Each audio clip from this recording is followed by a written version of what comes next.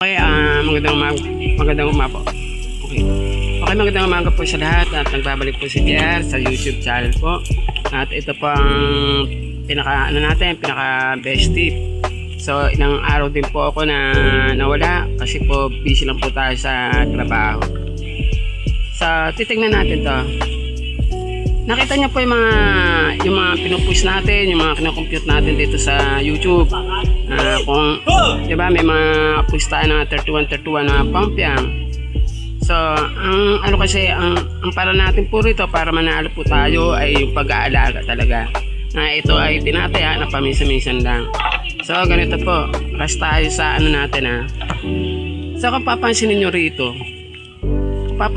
rito sa maghapon na labas kagabi, yung 9 nilagyan na siya ng ng 1, so 19. So itong 24, so 6 kasi, no?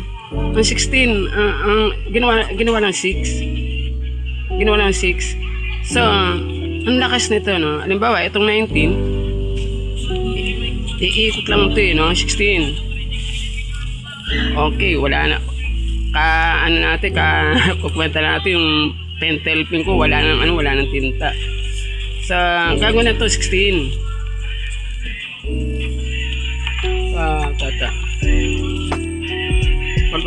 Ballpen. Yan, okay, take. So, iikot lang ito eh. Antay natin na may ikot lang yan, 16. So, itong 6, same to, di ba? 16 to. So, lalagyan lang din natin ng ng lawit. So, 16. So, balikan natin to. Yan. 16. So, itong 9, parang iniikot lang din eh. 6 o kaya iniikot lang, no? So, malamang nito, maya, lalagyan lang to ng lawit. So, balikan natin yung nung isang araw. Date 24. Doon tayo sa 20. Balikan natin itong 20, labas ng 20. Balikan natin to. Yung 24, oh. So, same 24.